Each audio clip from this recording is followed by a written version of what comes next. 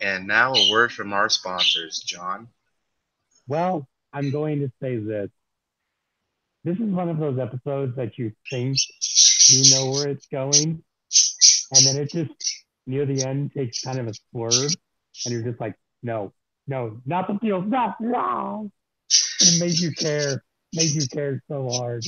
Yeah, I've seen Metal Gear plot twists that don't come out of nowhere like this one. And let me just say, that was you when you did the amending senses review. Hey, And I'm bro, just like, yeah, I it's thought not as good as that episode, but it gets close. this is a show that normally, I don't want to say that I've seen less child related things that are less subtle than this show, but and the show is definitely more subtle than other kids shows, but like for the most part it's subtlety. It's like obvious subtle type of thing, if that makes sense. So like I figured one of them did it, and in hindsight, um, the conclusion makes sense. I mean, Mm-hmm. maybe that's just easy writing. Maybe that was clever foreshadowing. Who knows? It all depends on whether you like it. Kind of like if you like something but it's slow, you call it a slow burn. Whereas if you don't like something and it's slow, you say it's boring. But in all and about means the same thing. You know what I mean? So Mm-hmm. this episode was very. I don't know why we got a Christmas episode in July, but I was really freaking out before starting this just because I was trying to remember the name of the episode, so I Googled it real quick.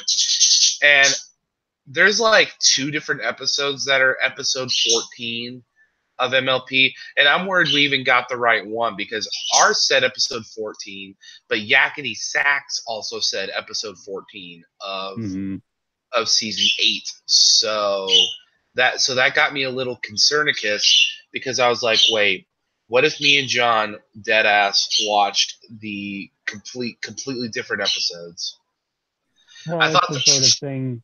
I Again, thought I think a lot of it has to do with everything that's going on this season as a whole, because most of the things we get are not with the music anymore. So I yeah. think something's going on with that. So yeah, we Yeah, hear you. yeah. Well, I can never tell if the mic is actually picking me up on the thing or if this headset thing actually has use. So it's Pony Christmas and Pony July. Right? Well, in Human July, right? Which actually isn't too far from the truth because me and John both work at jobs where we have to prep for Christmas. Mm-hmm. This sucks right now because at Barnes and Nobles we have to prep for Halloween because all the basic girls have to be like, oh my god, I love Halloween. I'm going as a slutty witch. I straight up know a girl that's pregnant right now and is gonna be pregnant through Halloween, and she's straight up like, I want to have a sexy Halloween party, and I'm like, maybe that would be counterproductive to the baby's development, but whatever. Anyway, Well, so let me yeah, tell you, that reminds me of that scene from Legally Blonde, where where it's like she dresses up as a Playboy bunny because they say it's a costume party. God, She yeah. comes up and she's like, "Oh, and by the way, the next time I try to dress up like a frigid bitch, I try not to be so constipated." And my mom would appreciate that one. Hey, Ma! John just referenced Legally Blonde in a positive way. John referenced Legally Blonde. Remember when she disguises as the Playboy Bunny? Yeah, he thought that was hilarious. Yeah, get stoked. Get So the episode starts out, and it's Christmas. And I know it's heartwarming, but god damn it, it's Christmas. So it's Christmas. Yes, Mom, I'll find a way to reference Mean Girls. So everyone's getting everything together. They got the trees and the decorations. It looks so fetch. There, I did it. And And then everyone's like, and Spike's still hovering around. And at this point, I think he's done being stoked about it, and I think he's just kind of rubbing it in everyone that can't fly's faces. So they're chilling, whatever. And then someone drops. Then all the kids are sent out. Well, the kids drop some purple goop upon the tree. Well, let me just say, I love the fact that Sambar is singing one from the last episode. You know, dude, with Sambar's like, is here once again. Dude, in this order, Sambar and Yona are my favorite ones out of this school trio. Okay, they're great because Sambar Sambar talks like someone that's exactly from my state, and that's amazing. And So Yana's like a surfer boy. Yeah, and Yana's just great. Well, I mean, you wouldn't know that. Wisconsin doesn't have water. We have Lake Michigan.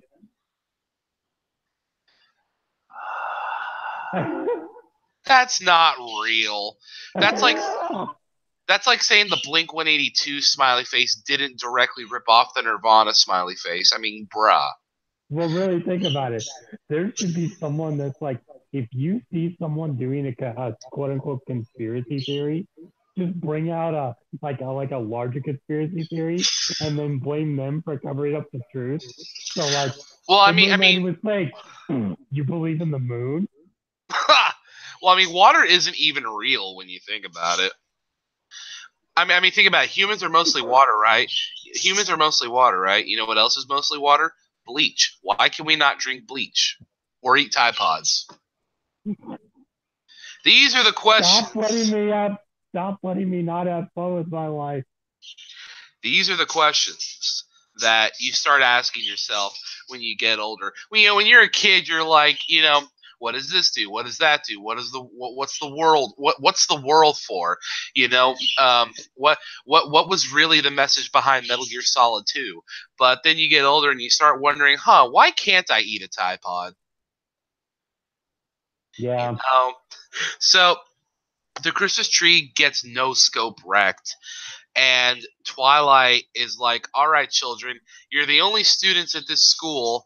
And then Sambar or someone's like, there's like 100 students here. Then Twilight goes, you're the only students that matter. And everyone else is just a background character. You got to deal with being everyone secondary characters. Well, no, you have to remember most of the background characters are ponies. Every other creature is a minority. There's every creature. Every non-pony creature is 3/5 a creature. Oh God. That's why do we gotta bring racism into this? No. That's probably about as far as I should go with the jokes. So she breaks into the school dorm, which apparently they have dorms. I mean, it makes sense because all of them live pretty far away. I just never thought about it before. I mean, it feels like a high school, but it's more like a university, or maybe it's maybe it's more like a military school. Anyway, military of friendship. Either way, they So then, does that mean like, Chancellor Naysay was right about saying that this could be used to harm a question? Military school? I'm not saying that he's the general from Full Metal Jacket and Twilight is Gomer Pyle. I'm not saying that. Oh, that was a great show. But I'm just saying, you remember season 4 where Twilight was fighting Tyrek? She showed him her war face. You know what I mean? Mm-hmm. So Twilight basically busts through the door, and she's like, I know one y'all son's a gun. Oh, wait, it's Twilight. I am of the impression that one of you children have persecuted this despicable act upon our indoor dead flora that we decorated with stuff. So I'm still sitting there just being like, what the fuck did you just say? Like, yeah, and Spike's just like, boy, I don't care. I got wings, boy. Didn't even need Red Bull. So they, which doesn't work, by the way. Just drink coffee or a line of Coke. So anyway, there was this picture I saw where it was, if you buy 2 monsters, you get like a free giant espresso, and then it's this animal that's just like like his eyes are basically bulging out, and it's just like I'm so caffeinated. I can see stars. I can see every equation. Okay, so Twilight's like, okay, look. And, this is the part where Twilight starts to act like a sort of kind of authoritative principal figure, and then once again, I'm just like, oh, hello, Principal Twilight, and she's like, okay, look, I don't care if one of y'all did it or none of y'all did it. You all are going to clean up the mess. And everyone's like, what? Dude, that's bogus. And Twilight's like, look, shut up. Me teaching you guys is the one time I actually come off as a consistently good moral guardian in this show. Can you let me have this?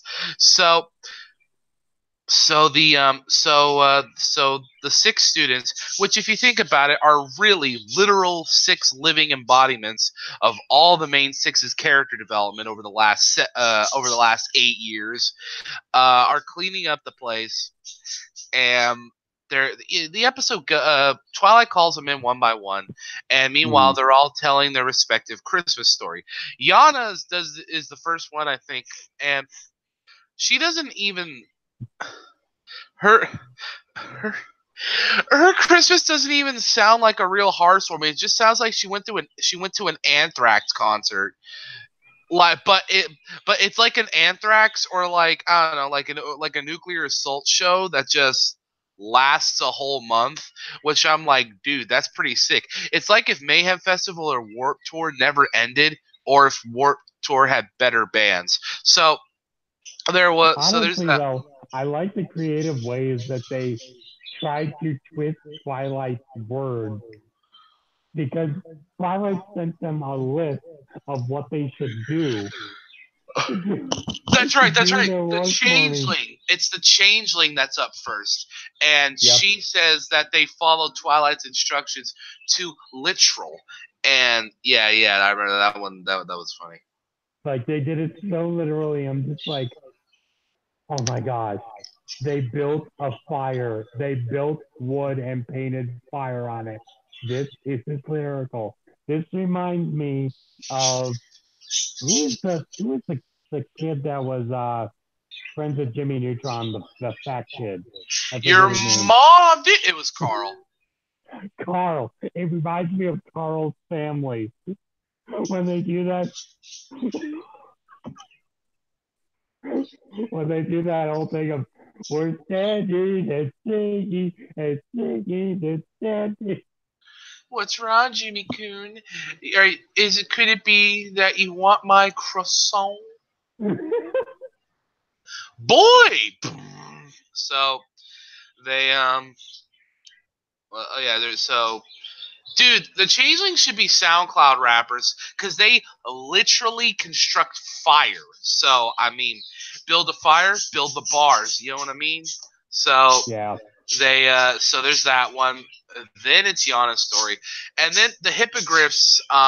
The hippogriffs kind of just have their own version of Woodstock because it's a 3-day festival. So the first day the headliners Rolling Stones, the next one's Santana, and then the next night is Rage Against the Machine, 1997.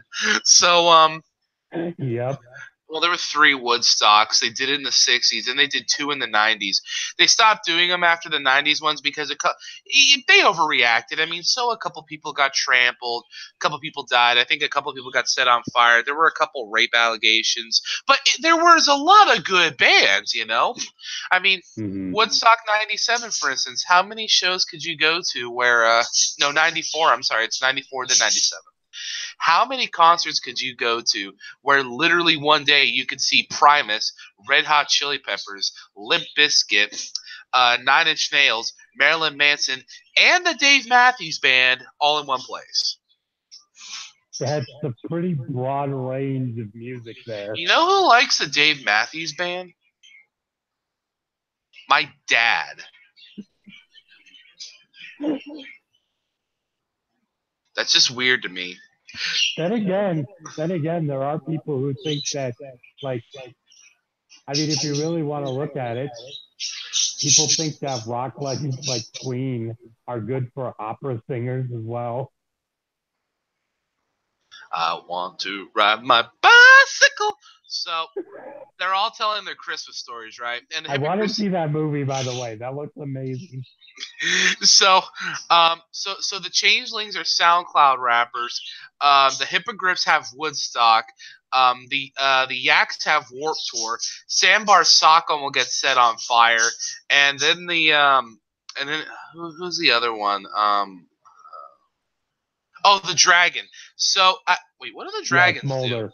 Yeah, what do the dragons Smolder do? was just Smolder was just like, yeah, we all told a story about um this sad dragon that's out in the cold, gets brought in by the Dragon Lord, and then she plans to steal the scepter Oh, from the okay. Dragon Lord. And it's like, and Smolder's just like, what? This is what we do. We This talk is what about this is people what we beating each other up, This is what we do. We either play the new God of War for a whole week, or we just go to an Amon Amarth concert. So, which just served as a headline. dude, the dragons are basically Vikings. That's what their story convinced me of. They're Oh, wow. Viking. Well, actually, maybe no. The yaks are like barbarians or like Mongolians or something. The They go to Huad a lot. Let's just say that. Yeah, there you go. So the last one is the Griffin. What's his name again? Gallus. Yeah, Kareem Abdul-Jabbar. So so Aaron Carter over here is like, wow, your guys he's not being mean, but he's kind of picking apart the whole holidays. I mean, in hindsight, I think it's because he's trying to understand them. But Like, yeah, eventually, all we really do is just sit here and try not to be jerks to each other for one day. yeah, Um, like, you guys have it nice. yeah, and man, this is where the plot twist comes in, because then all the other the Kid Five crew, no, the Kid Six crew, start accusing each other, and they're like, you did it," and then he's like, stop. The truth is, I'm Spartacus. No, so he's like, no, dude, it was me. And they're like, wait, why'd you do this? Why do you hate Christmas? And he's like, well, first off, I'm not sure if I'm an well, he tells them, I'm not sure if I'm an allegory for atheists or just a lot of apathetic human beings in their 20s to 30s anyway. But anyway, so yeah, we kind of just have Thanksgiving like a month late, but everyone fakes it. So it's like a family reunion kind of, but it's a family reunion where no one wants to be there. So it's like an actual family reunion, and they're like, why did you spend time with your family? And he's like, I have no family.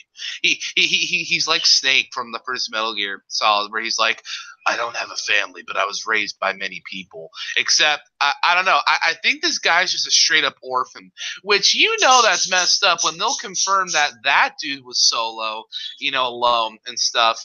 But Scootaloo, they leave. Oh no, Scootaloo, they confirmed. Did you hear that about Scootaloo? Mm-hmm.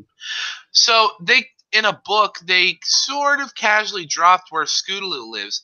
She lives with Oh, her. yeah, she lives with like lesbian parents or Yeah, something. she lives with her two aunts. Yeah, that's right. Wink, wink, nudge, nudge. Ayo! So yeah, they're like, Yeah, I get to so watch my two aunts. They're like lesbian girlfriends. or Awesome. or something. Yeah, no, they well, you see, they were going to be in Steven Universe, but they already had enough characters, so they just kind of threw them over here. So, Plus, the fan base was way too toxic and wouldn't have lasted. oh God, you want to talk about a toxic fan base? Yeah, Looking well, at you, Voltron, Legendary Defender. did you see what the Rick and Morty fans did when they had the Rick and Morty ponies in Granny's Gone Wild? They went nuts. Yes. And then you have people like, did you ever have to deal with the craziness of Szechuan sauce when you worked at McDonald's? People coming in all crazy. Dude, there be people that get 10 nuggets and then want like 20 packs of sauce. Although I'm not gonna lie, I pocketed a few of those, and my friend and I are waiting for the right time to sell them on eBay. Scalpers. No, but it's also reminding me of remember that like CRTV video that came out a few years ago about that lady that from the drive-through that's just like, I want my fucking chicken McNuggets, and it's like we don't sell those until 10:30. You're gonna have to wait, and then she like breaks through the window. Oh yeah, yeah, yeah. You know what's funny about that is that I heard that I've heard rumors off and on that that audio is fake, but you know what? I really want it to be real because you'd be surprised just how realistic that depiction is. Oh yeah. So that's the one thing about Amazon. I mean, yeah, they're working you to the bone and you feel like killing yourself, but here's the thing. At least only your job makes you feel like killing yourself. True. There's nothing like having someone you don't even know looking down on you like you're some lesser being because you work at fast food. And then they're just like and then they make you want to kill yourself. Mm-hmm. Come on. It's like 13 reasons why, more like 1300 reasons why. Thanks, Ray Kroc. Anyway, to wrap up the episode, he's like, dude, what I liked was like he was flawed, but the episode knows he's flawed and portrayed him as being flawed. But it did a good job presenting his logic. He was hoping he didn't know that everyone else. I mean, he probably should have figured Sandbar did because he's an Earth pony. But everyone else he probably figured that no one else really celebrated the holidays that much. So he was like, okay, I'm gonna do this and then we'll all get stuck here and then we'll hang out together because you're my bestest buddies in the whole wide world. But then they're You're like, the "Oh no, only thing that I have yeah," left and because then Grandpa Gruff isn't even a grandpa to me. Everyone yeah, just calls him that. he's just the oldest nut in the town. So so then he's like, "Yeah, I'm just super lonely, but it's cool." And then the rest of the main five. So Twilight's like, "Yeah, dude, we heard your confession." You're like, "Why?" And they're like, "Nanomachines, what?" So they they're like, "Well, you're gonna have to stay back and for extra friendship lessons." And I knew that was the punishment, but it sounds like he knows quite a bit about friendship already. So maybe she could have worded that differently and just be like, you still did the crime, so you still have to do the time. And then the rest of the five offered to stay back with him anyway over the whole break. And I was just like, I'm not saying that cheapens it because it does show their bond, and it's a nitpick really. But I remember watching that, and I'm like, it just kind of makes me wonder if Kareem Abdul-Jabbar learned his lesson or not, like fully. Like you could tell he did, but like he gets what he wants. Everyone stays there. He hangs out, and he's not alone. And trust me, I'm not saying that he deserves to be alone. But looking at it objectively, black and white, he did the time, he did the crime, and he should do the time. But Well, he ended up getting what he wanted in the end because he did the crime. So yeah, he has to do the time, but he also got what he wanted. So it's not bad. Like I said, it's just a nitpick. like my whole thing, like I agree with your nitpick. It's very, and then like my nitpick with that is for a bit of a different reason because the entire episode, all of the characters were talking about how they need to be home for the holidays. They Yeah, can't miss this. They they would miss it terribly if they did. correct. And then they just like did a complete 180 at the end because they wanted to do it for their friend. I'm like, that's sweet, but it's also like you were talking about just the entire episode Yeah, that you yeah. needed to That's the be reason. with your family. Yeah, that was why. Because I'm telling you this, I'm just knowing my family. If I willingly missed Christmas, like the whole month of Christmas, uh, I'm just saying there'd be like 9 trillion guilt trips coming my way, Mm-hmm. But yeah, honestly, things did work out for Kareem Abdul-Jabbar just because I mean, realistically, all he was gonna do is just go home and play Fortnite. Yeah. So, no. The Griffins suck so much they don't even have Fortnite. They just have Minecraft. That's the real reason why he wants to stay at the school because they've got dedicated Fortnite servers. Honestly, I give the episode an 8.5 because it was a very good episode. It was definitely better than the last one. I couldn't call it great, but I could call it I could call it very good. What is it with us and actually agreeing with this? Because yeah, I give this an 8.5 as well. It's a really good way to show just like how much their bond is because I love these new characters. Yeah, I they're wasn't great. sure about them. I wasn't sure about them at the beginning, but coming more and seeing their bonds grow, it's just like, oh my gosh, these characters are awesome. And being able to say them in this context was really nice too. Um, not fantastic or anything, but pretty good. Yeah, I agree. It just kind of makes me wish that I had friends. Oh, I wish I had friends too. No, I'm kidding. If I was in high school, this is where I'd be an edgy teen and just be like, "Oh, I got friends, but they're all in my head." And then I throw on My Chemical Romance's The Black Parade, Right. which is probably their only actual good album. You know, someone tried to tell me that, oh, you're not supposed to take their old albums seriously because they're a parody of pop punk. I'm like, shut up. They were completely serious. They knew what Well, they were here's the doing. thing. They're like Bullet for My Valentine, who I love, but they know what they're doing. They know what their sound is. They know who they are, and they know who they're pandering, and they know who they're selling to. Okay? If you That's what want My to Chemical start a Romance is. war, They played the game. if you want to start a war though, tell people to choose between My Chemical Romance or Panic at the Disco. Just saying. Here's the thing I'll at least say. God, I got a big forehead. Panic at the Disco is at least still around. Yeah. Hell, So technically, what's the band Jared Leto was in? Was that 30 Seconds to Mars? I think so.